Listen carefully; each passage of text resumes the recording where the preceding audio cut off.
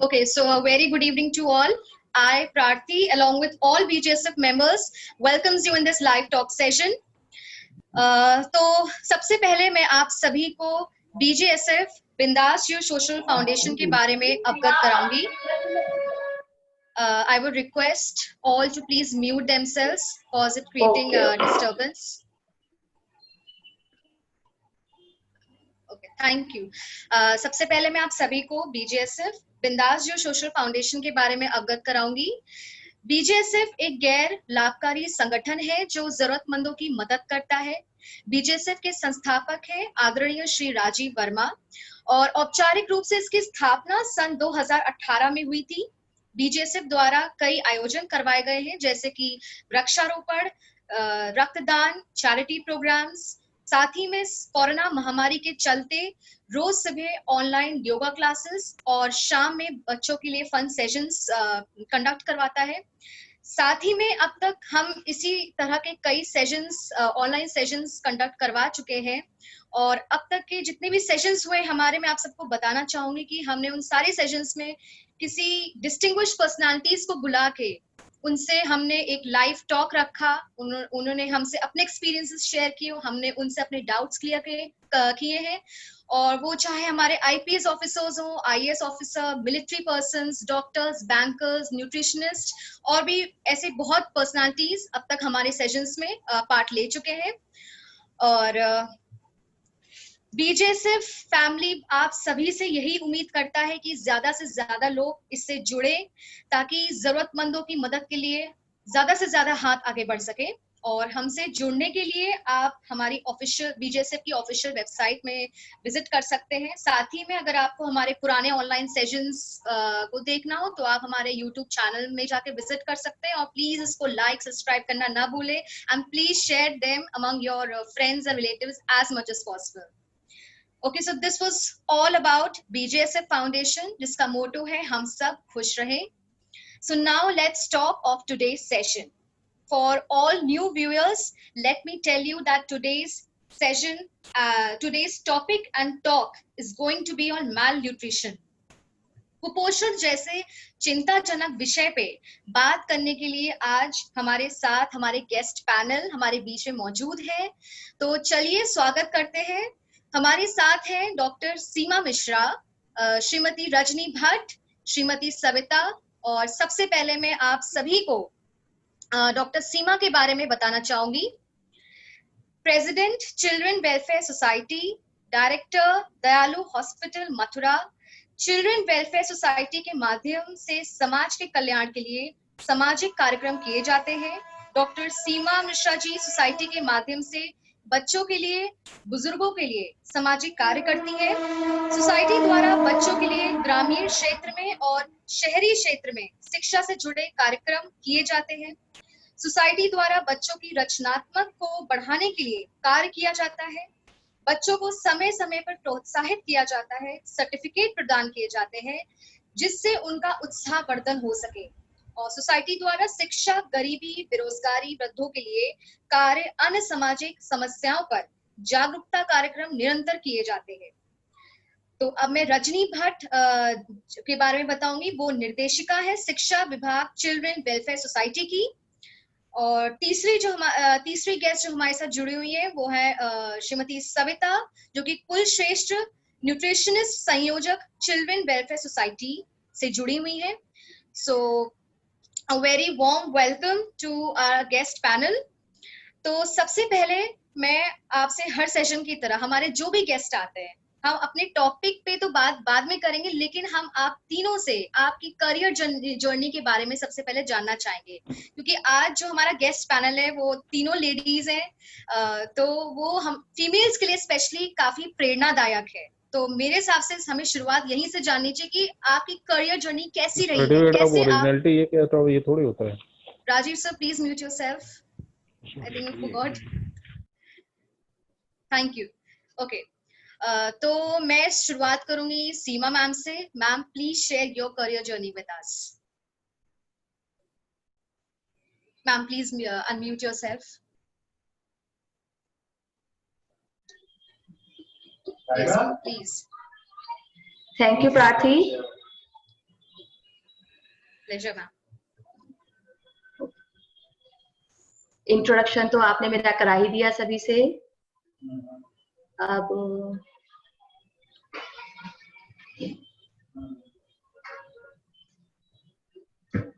Schooling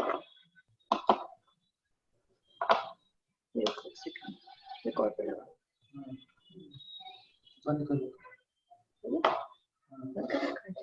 okay. हाँ जी, मैं doctor सीमा Mishra, MSc PhD इन zoology. PhD मैंने पॉल्यूशन पर वर्क किया हुआ है।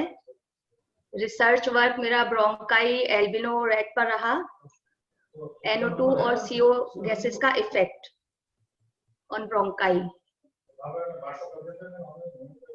उसके बाद मैंने रूरल एडमिनिस्ट्रेशन एंड मैनेजमेंट में 3 इयर्स डिप्लोमा लिया, जिससे कि हम रूरल एरियाज में जो प्रॉब्लम्स हैं, क्या एडमिनिस्ट्रेशन के तरीके से और सोशल वेलफेयर के माध्यम से हम कैसे उनको दूर कर सकें, इस पर्पस से मैंने इसमें 3 इयर्स का डिप्लोमा लिया।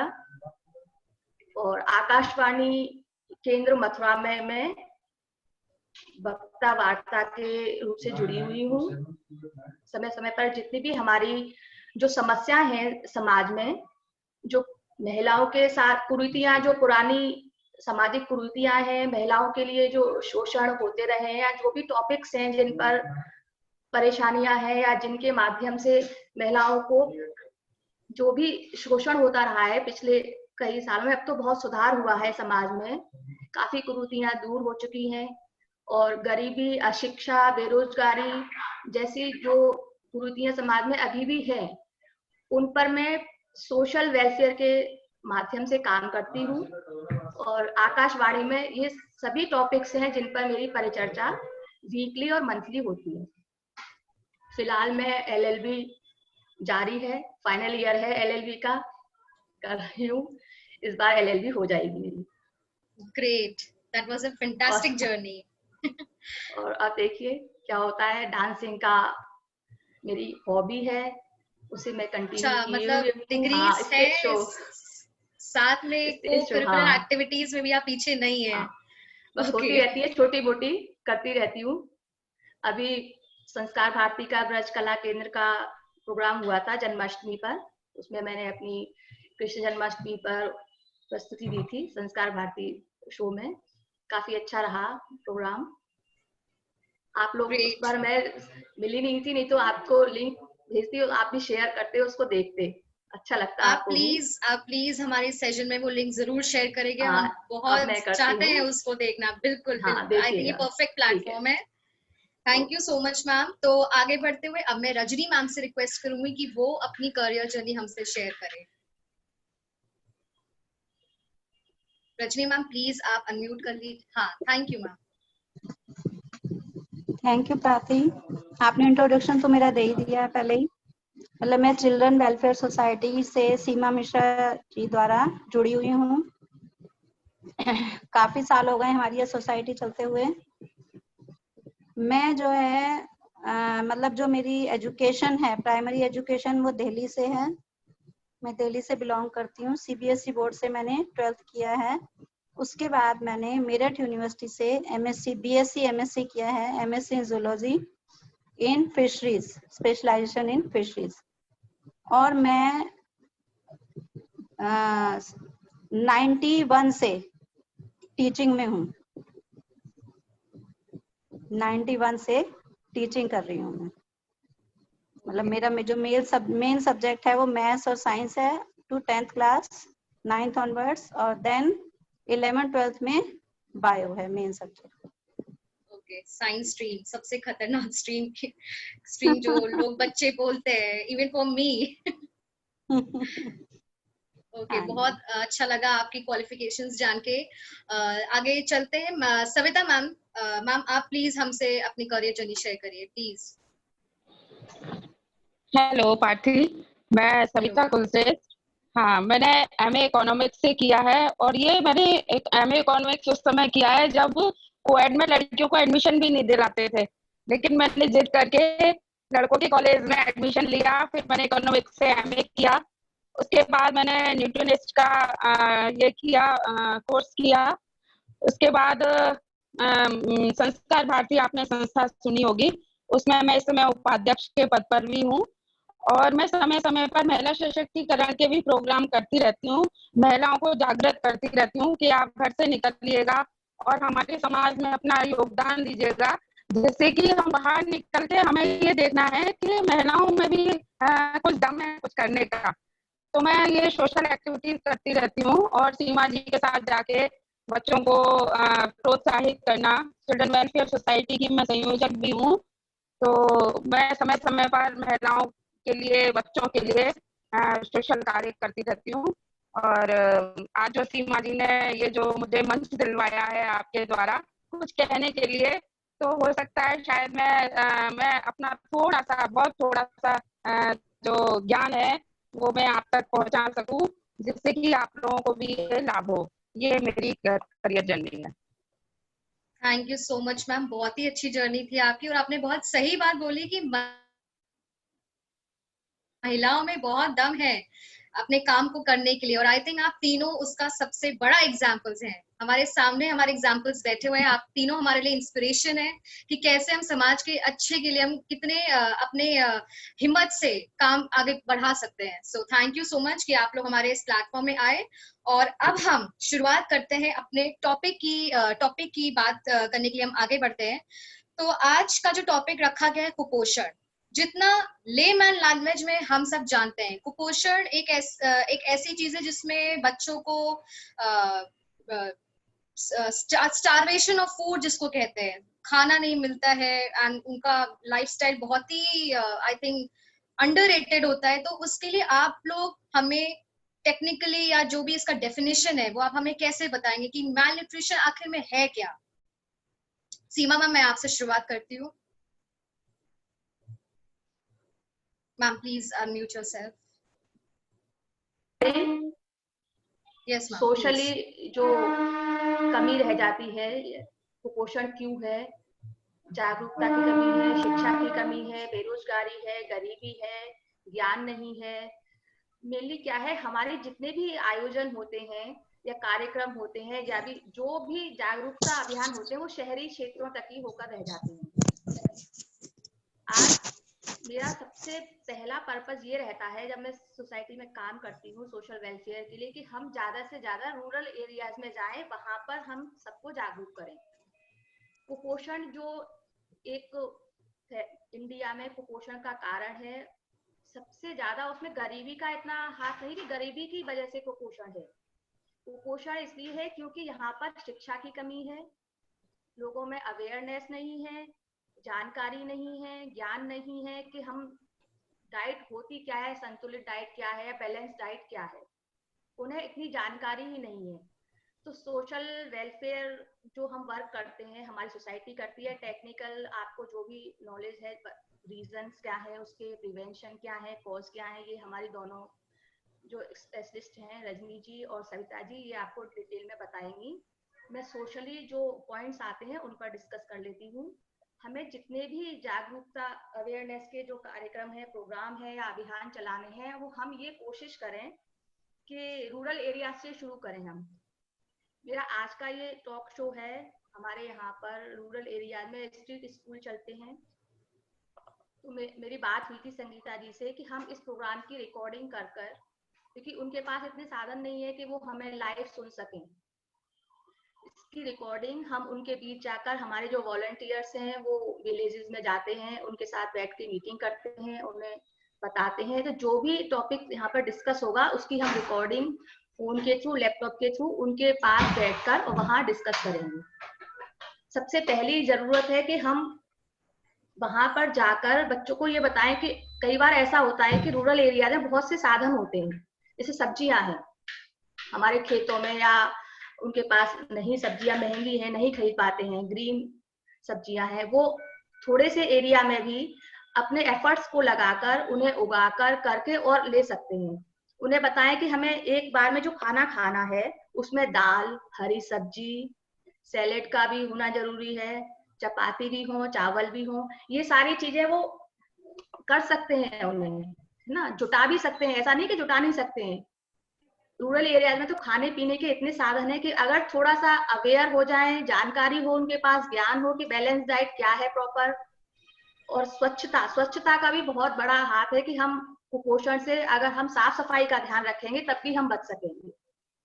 जो टेक्निकल चीजें हैं वो हम उन्हें बताएं, उसके साथ साथ जो इस टाइप के जो टॉपिक्स होते हैं जो छूट जाते हैं कहीं हमसे, जो हम जाते हैं बताते हैं कि बैलेंस डाइट में प्रोटीन हो, विटामिन हो, आयरन हो, अब उन्हें यही नहीं पता कि प्रोटीन कहाँ से आएगा या विटामिन कहाँ से आएगा या आयरन हमें कैसे मिलेगा, तो कैसे यूज करेंगे। मतलब हमें बेसिक चीजें उन्हें डिस्कस करानी है, उनको बतानी है बेसिक्स क्या है हमारी, तो इस चीज पर हम ध्यान दें। मेरा ये पर्पस ऐसा है कि हम जो भी काम करें वो बेस से लेकर करें, यानी ऊपर ऊपर गए और अपना कि भाई ये इससे ये होता है कि आपको आयरन लेना है, आपको कैल्शियम लेना है, आपको विटामिन लेना है, तो आपको मेल न्यूट्रिशन खत्म हो जाएगा, कुपोषण खत्म हो जाएगा, पोषण मिलेगा आपको। ये मेन थिंग नहीं है। और हमको बताना है कि प्योर साफ शुद्ध पानी होना चाहिए, है ना, स्वच्छता का ध्यान रखना है, आसपास का जो हमारा एरिया है उसको क्लीन रखना है।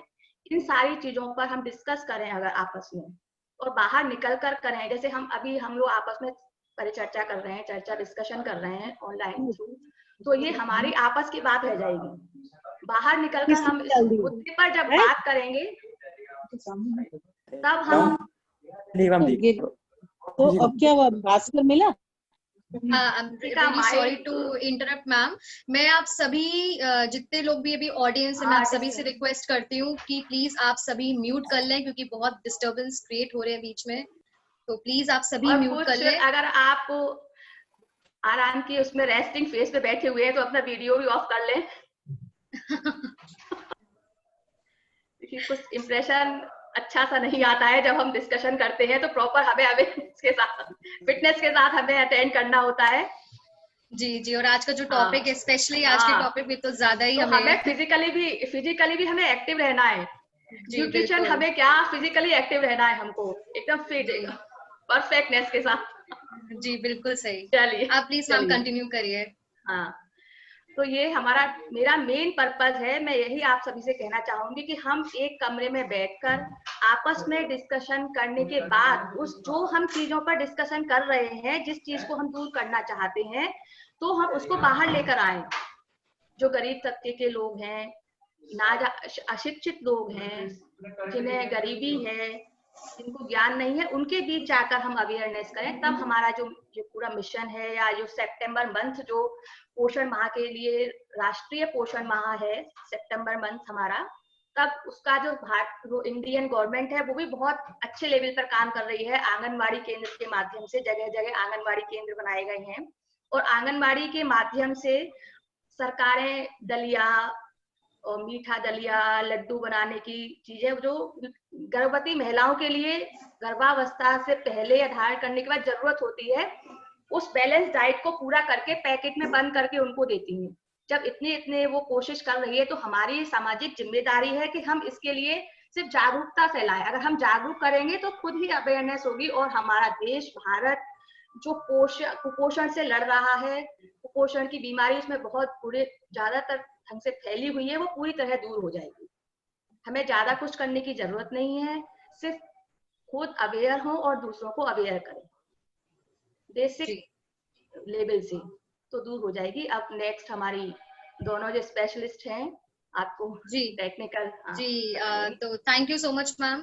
अब हम बढ़ते हैं रजनी मैम की तरफ। रजनी मैम, आप प्लीज बताइए कि आपके हिसाब से मैल न्यूट्रिशन क्या है, क्या उसके रूट कॉजेज हैं, और कैसे हम इस चीज से निजात पा सकते हैं।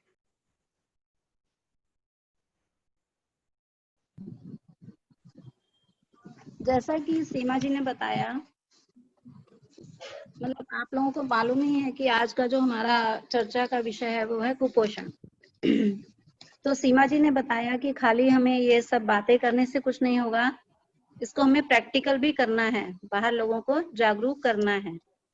तो कुपोषण का मतलब, जैसे हम लोग डेली काम करते हैं, अपने जो डेली वर्क करते हैं, तो उसके लिए हमें किस चीज की आवश्यकता होती है? ऊर्जा की। तो ऊर्जा हमें किससे मिलती है? भोजन से। तो भोजन जो है, मतलब काफी लोगों को ये नहीं पता कि भोजन का मतलब ये है कि खाली खाना खा लिया, रोटी सब्जी खा ली और पेट भर गया। भोजन का मतलब है संतुलित आहार, बैलेंस डाइट। तो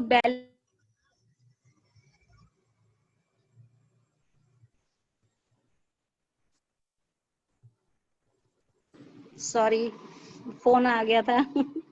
It's okay, ma'am. Please continue. तो मैं ये कह रही थी कि जो वो भोजन है हमारा संतुलित होना चाहिए। तो WHO के अनुसार, वर्ल्ड हेल्थ ऑर्गेनाइजेशन के अकॉर्डिंग 462 मिलियन लोग जो हैं वो कुपोषण का शिकार हैं, 462 million. And out of these 159 millions बच्चे इससे प्रभावित हैं। तो सबसे ज्यादा जो कुपोषण की बीमारी होती है वो किसमें होती है? बच्चों और महिलाओं में। तो किसी भी देश या शहर में यदि बड़े पैमाने पर लोग कुपोषण से ग्रस्त हैं तो इसके बहुत सारे कारण हो सकते हैं, जिनमें आर्थिक, सामाजिक और राजनीतिक ये जो है मेन रीजन है, मेन कारण है। और ग्लोबल न्यूट्रिशन रिपोर्ट 2022 के अनुसार, 2020 के अनुसार जो भारत में पोषण की स्थिति है वो बहुत ज्यादा गंभीर है। मतलब सबसे ज्यादा जो कुपोषण की स्थिति है वो इंडिया में है, भारत में है। उसके बाद नाइजीरिया और इंडोनेशिया जो हैं वो ऐसे देश हैं जहां पर भारत से भी ज्यादा खराब स्थिति है। तो कुपोषण का मैं ये बता रही थी कि कुपोषण का सबसे ज्यादा इफेक्ट किस पर पड़ता है? बच्चों पर और महिलाओं पर। इससे उनकी जो रोग प्रतिरोधक क्षमता है वो उनकी कमजोर हो जाती है, मतलब बीमार जल्दी जल्दी होते हैं, बीमारियों से लड़ने की क्षमता कम हो जाती है। और इससे बचने के लिए उनको संतुलित आहार, बैलेंस डाइट का लेना बहुत आवश्यक है, बहुत ज्यादा जरूरी है। बैलेंस डाइट से मतलब ये है कि उनको वही, जैसे अभी सीमा जी ने बताया कि सभी पोषक तत्व जरूरी हैं, जैसे प्रोटीन्स है, वसा है, कार्बोहाइड्रेट्स है, मिनरल्स है, खनिज लवण है। लेकिन ये हम ही लोगों को तो मालूम है, जो ग्रामीण क्षेत्रों में है वहीं पर कुपोषण ज्यादा है। तो उनको ये बातें हमें जाके बतानी है, उनको जागरूक करना है। खाली यहाँ बैठने से, ये सब करने से कुछ नहीं होगा, हमें आगे बढ़ना पड़ेगा इसके लिए। तो इसमें हमें ये सब चीजें जो हैं प्रचुर मात्रा में अपनी एज और अपने जेंडर के अकॉर्डिंग लेना चाहिए। मतलब हमारी एज के अकॉर्डिंग हमें कितनी आवश्यकता है हमारे शरीर को, ये सब लेना है। और इसकी मतलब हमारा ये जो भोजन में संतुलित आहार है, जो आहार है उसकी ज्यादा अगर हम कम लेते हैं वो भी हमारे लिए हार्मफुल है, और ज्यादा लेते हैं वो भी हमारे लिए हार्मफुल है। मतलब ना तो कम होना चाहिए और ना ही ज्यादा होना चाहिए। जितनी हमारे शरीर को आवश्यकता है हमें उतना लेना जरूरी है। जैसे कि एग्जाम्पल के लिए अगर हम इसको ज्यादा लेते हैं तो इससे हमें मोटापा होता है। तो क्या होता है? हाई बीपी होता है। ठीक है, हाई बीपी से क्या है? डायबिटीज है, कैंसर है, इस तरीके के रोग हो जाते हैं। और अगर कमी होती है हमारे शरीर में इन चीजों की, तो इसकी वजह से, कमी की वजह से एनीमिया, घेंगा रोग, सूखा रोग, बच्चों में सूखा रोग हो जाता है, जैसे पेट बढ़ जाता है और हड्डियां ऐसे सूखी सूखी रहती हैं। रतौंधी मतलब उनको रात को दिखाई नहीं देता। नाटापन मतलब बौने रह जाते हैं। तो ये सब किसकी वजह से होता है? कि हमारा जो भोजन है वो हमें ठीक से नहीं मिल पा रहा है।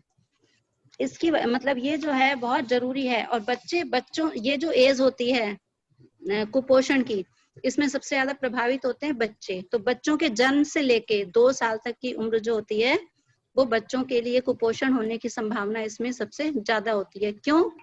क्योंकि इस समय में बच्चों का सबसे ज्यादा विकास होता है। उस विकास के दीर्घकालिक विकास, दीर्घकालिक मतलब लंबे समय तक के विकास के लिए ये टाइम जो है उनके लिए बहुत ज्यादा खास होता है।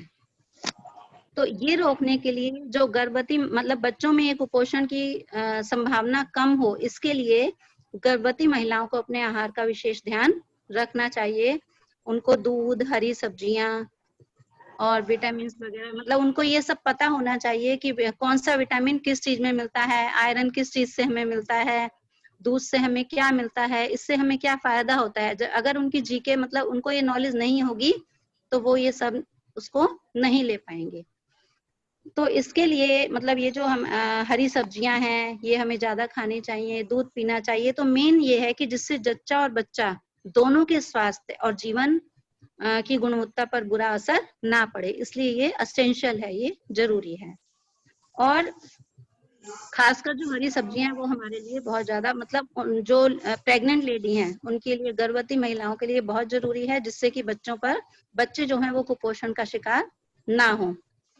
और यदि हमारे देश का जो शिशु वर्ग है वही कमजोर होगा तो जो हमारा देश है वो भी आगे मजबूत नहीं बन सकता।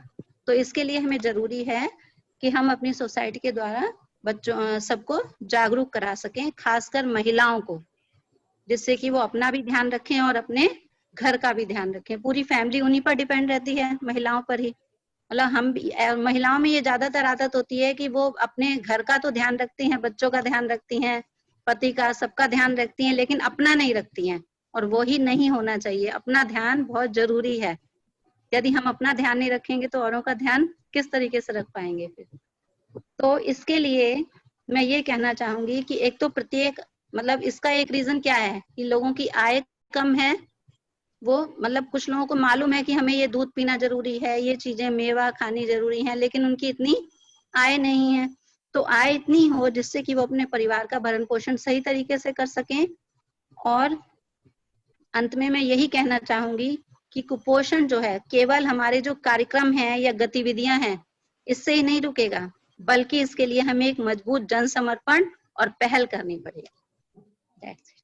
Thank you so much Rajni ma'am, बहुत ही इंफॉर्मेटिव बातें आपने हमसे शेयर की।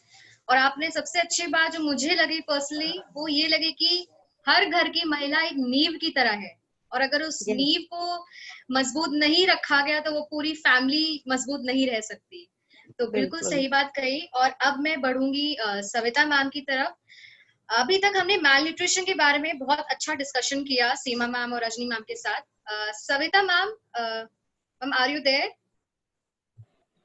हाँ, रेडी।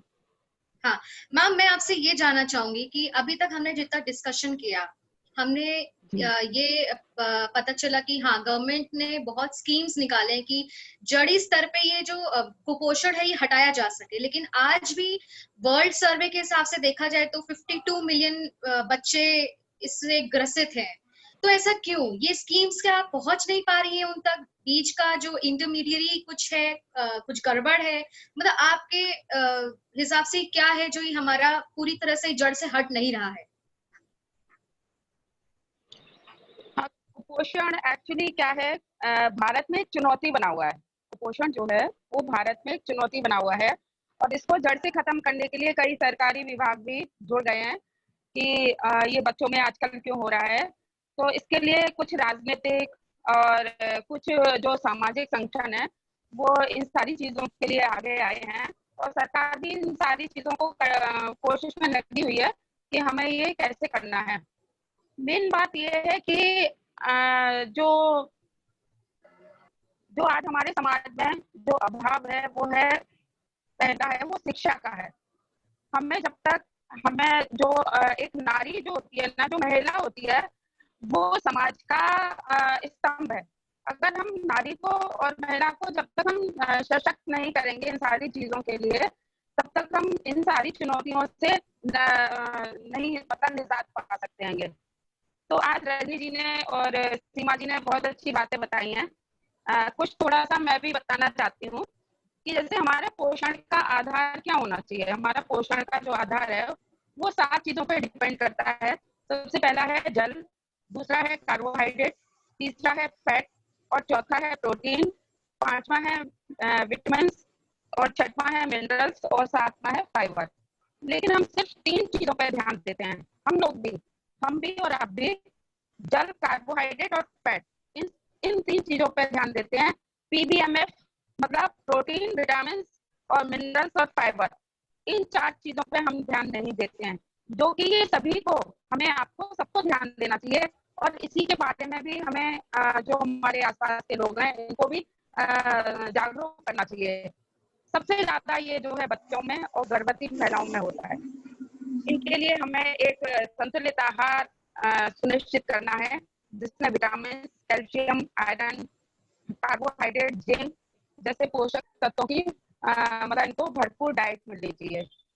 इन सारी चीजों के लिए हमारे नजदीक के बहुत सारे सरकारी जो विभाग होते हैं उनमें भी जाना चाहिए, और हमें खुद भी वहां पर जाके इन लोगों को जागरूक करना चाहिए। और अगर ऐसा नहीं भी है, कहीं नहीं भी है, तो कोई अच्छा भी न्यूट्रिशनिस्ट होगा वहां पर आसपास, वो भी आपको बता सकता है कि आपको बैलेंस डाइट के लिए आपको क्या करना है। जैसे कि हम जूस पीकर, है ना, और लिक्विड डाइट जितनी भी अगर हम ले सकते हैं, बच्चों को दे सकते हैं, ये लिक्विड डाइट है, तो उसे भी हम ये सारी चुनौतियों को दूर कर सकते हैं। अच्छा, WHO ने भी कहा है हमारे दैनिक आहार में PBMS की उचित मात्रा WHO ने निर्धारित की है, जो कि RDA ने एक मात्रा निश्चित किया है कि हमें इतना इतना लेना है, जिससे कि हमारे स्वास्थ्य पे अच्छा असर पड़े।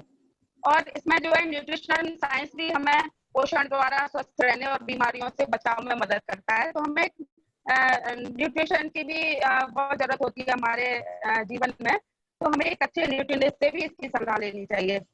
जैसे कि मोटा अनाज, अगर न्यूट्रिशनिस्ट के पास कोई नहीं जा सकता है, तो हमें मोटा अनाज, फल, सब्जियां, दूध, दही और बीज प्रचुर मात्रा में खाने चाहिए, जिससे कि हमारे आहार के साथ साथ हमारी डाइटरी सप्लीमेंट्स जो होते हैं वो उन्हें लेने में हमारा जो स्वास्थ्य है वो काफी अच्छा रहता है। तो मैम, मेरा तो यही कहना है कि वैसे तो बहुत सारी चीजें सीमा जी ने और रजनी जी ने बता दी हैं, लेकिन मेरा यही कहना है कि हमें इन सारी चीजों के लिए हम सबको पहल करनी पड़ेगी, और रूरल जो एरियाज हैं उसमें जाके हमें इन लोगों को जागरूक करना पड़ेगा, पोषण के प्रति इन लोगों को समझाना पड़ेगा। एक गर्भवती महिला जब तक अपना खुद का ध्यान नहीं रखेगी, वो आने वाले बच्चे के लिए भी कभी वो अच्छे बच्चे को जन्म नहीं दे सकती है। तो मैम, हमें इन सारी चीजों के लिए अलग अलग सोसाइटीज बनानी चाहिए, जिससे कि हमें गांव में जाके सबको जागरूक करना है, और उन लोगों को, क्योंकि हमें अपनी देखभाल स्वयं करनी पड़ेगी। ये नहीं है कोई हमें आके ये बताएगा कि आप ये खाइए, ये नहीं। हमें जब तक अपना ध्यान नहीं रखना पड़ेगा, तब तक हम समाज का ध्यान नहीं रख पाएंगे। हमें खुद को फिट रखना है। हम जब खुद को फिट रख पाएंगे, तब हम समाज को रख पाएंगे, और जब समाज फिट रहेगा तो हम देश को भी स्वस्थ बना पाएंगे, और जब देश हमारा स्वस्थ रहेगा तो फिर सारी चीजें अपने आप ही सारी हो जाएंगी, अच्छी हो जाएंगी। तो मैम, और बताइए आप क्या, और मैं क्या बता सकती हूँ आपको? Thank you so much ma'am. आपने भी इसी चीज में ही जोर दिया कि जो महिला है वो स्तंभ है और बच्चे हैं देश के भविष्य। इन दोनों को ही मजबूत रखना पूरे समाज का रिस्पॉन्सिबिलिटी बनता है। तो थैंक यू सो मच। वापस मैं सीमा मैम के पास आती हूँ। मैम, आपसे मैं ये पूछना चाहती हूँ कि जितना अभी हमने बातचीत की मैल न्यूट्रिशन के बारे में, आपने डाइट के बारे में बताया, आपने गवर्नमेंट स्कीम्स के बारे में बताया, अवेयरनेस और भी बहुत कुछ, लेकिन जो ये हमारे इंडिया में जो बिलो पॉवर्टी लाइन जो है पॉपुलेशन, वो आई थिंक उसमें मैल न्यूट्रिशन से काफी लोग ग्रसित हैं। तो क्या ये स्कीम्स उन तक भी पहुंचती है? आपकी जो ऑर्गेनाइजेशन है क्या उस पॉपुलेशन तक पहुंच पाती? मतलब क्या आप लोग के क्या इसमें प्लान्स हैं इसके लिए? नहीं पहुंच पाती हैं। सबसे बड़ी प्रॉब्लम तो यहीं पर है कि जो स्कीम्स जिसके लिए चलाई जाती हैं वहां तक पूरी तरह से नहीं पहुंचती है ना, कुछ हद तक पहुंचती हैं। तो इसमें क्या है, जो हमारे सोशल फाउंडेशंस, जितनी फाउंडेशंस हैं, ट्रस्ट हैं, सोसाइटीज हैं, तो हम सबको मिलकर, बल्कि पर्सनली, जरूरी नहीं है कि हम सोसाइटी के थ्रू, किसी ट्रस्ट के थ्रू या किसी फाउंडेशन के थ्रू हम वर्क करें, हम पर्सनली, पर्सन टू पर्सन हम अवेयर कर सकते हैं एक दूसरे को, और इन स्कीम्स के बारे में बता सकते हैं, और पर्सनली जो भी हम कर सकते हैं, ये हमारी नैतिक जिम्मेदारी है। एक हम समाज में रहते हैं, हम इंसान हैं, तो हमारी ये जिम्मेदारी बनती है कि इंसानियत के नाते भी हम एक दूसरे की मदद करें, या किसी भी तरीके से कर सकते हैं, जानकारी देकर कर सकते हैं। जो गरीब हैं या जिन पर कोई आपत्ति में है, जो नहीं कर पा रहे हैं, तो उनको पोषण भोजन के माध्यम से, या हम शिक्षित हैं, टीचर हैं, तो हम उन लोगों को शिक्षा देकर अपने बेस पर कि हम भाई पर्सनली समाज के लिए कुछ करना चाहते हैं, तो हम उनको, उनके पास शिक्षा के लिए, अगर वो शिक्षित होना चाहते हैं लेकिन वो नहीं हो पाते हैं क्योंकि उन पर इनकम की प्रॉब्लम है या नहीं मिल पा रहे हैं पूरे साधन, तो हम शिक्षक हैं तो शिक्षा देकर उनको अपना सोसाइटी में कंट्रीब्यूशन कर सकते हैं। एज ए डॉक्टर, अगर हम डॉक्टर हैं तो उनको डॉक्टर के जो भी हम फैसिलिटी उन्हें प्रोवाइड करा सकते हैं, जो कुछ भी हम दे सकते हैं उसके थ्रू हम कर सकते हैं, अपनी पूरी जिम्मेदारी हम निभा सकते हैं। और सरकारी योजनाएं जो चल रही हैं उनकी जानकारी अगर हमें है तो हम उन तक वो जानकारी प्रॉपर पहुंचा सकते हैं, जिससे कि वो आगे बढ़कर उस सुविधा का, जो सुविधा सरकार ने उनके लिए मुहैया कराई है, उसका वो पूरा लाभ ले सके। अभी तक जो समस्या आ रही है समाज में, उसका मेन रीजन सीमा ये है कि उन हाँ जी, रियली सॉरी टू इंटरप्ट, मुझे एक अनाउंसमेंट करनी है, हमारा 1 मिनट से कम टाइम बचा है, तो आप लोग प्लीज